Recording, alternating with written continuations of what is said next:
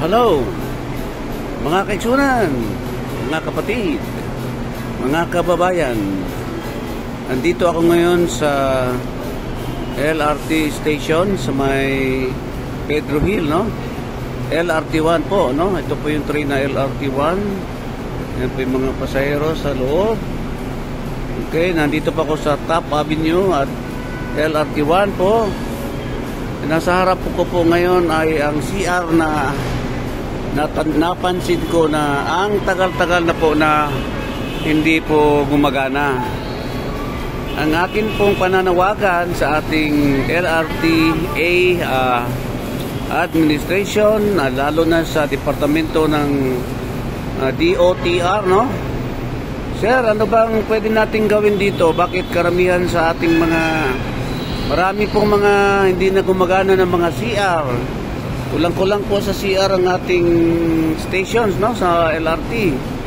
Pati sa ibang MRT din, ganon. Hindi po gumagana mga CR po. Hindi ko po maintindihan bakit hindi po magawa-gawa nila. Ang laki naman po ng kita ng ating LRT, no? Malakas naman po. Halos puno-puno nga po ang ating mga pasahero dyan sa LRT.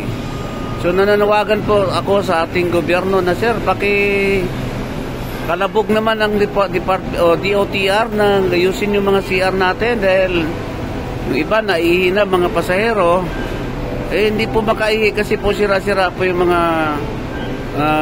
CR natin, no? Mga restroom o comfort rooms po. Sir, ma'am, sir, DOTR po, paki-check po. Tapos kuminsan naman sira-sira yung escalator.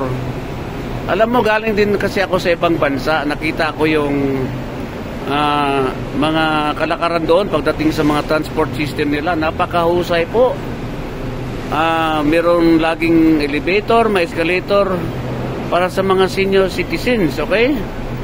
Sa atin po, naku, di ko maintindihan bakit hindi po magawa-gawa ng kaagad.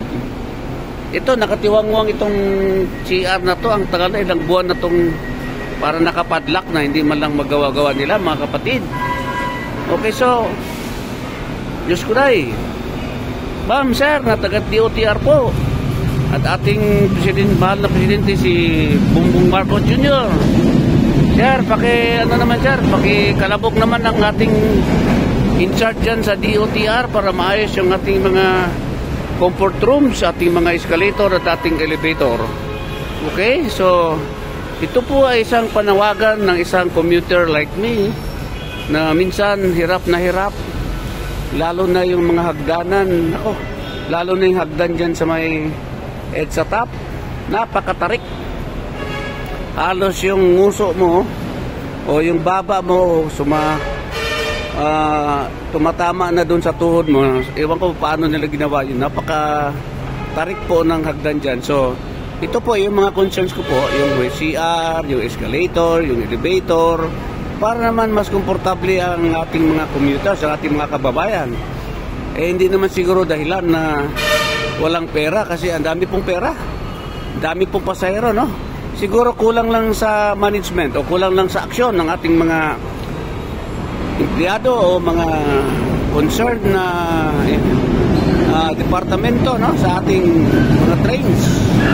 So ito po si King Prince, nananawagan ulit sa ating gobyerno na, ma'am, sir, gising, bakit hindi magawa-gawa ang ating mga CR? Laging nakapadlak at ang tagal, walang aksyon, ilang buwan nakatiwangwang. Ano po bang problema? Wala po ba kayo maintenance? Okay, so hanggang dito na lang po, mga kaibigan. Pakiayos naman, sir, para maganda naman ang ating serbisyo para sa publiko. Ito si King Prince para sa Travel 369. Nananawagan na naman, isang vlog na panawagan sa ating gobyerno, sa ating DOTR, para maayos po ang ating transport system, lalo na sa ating mga trains. So, maraming salamat po. God bless us all. To God be the glory. God is good.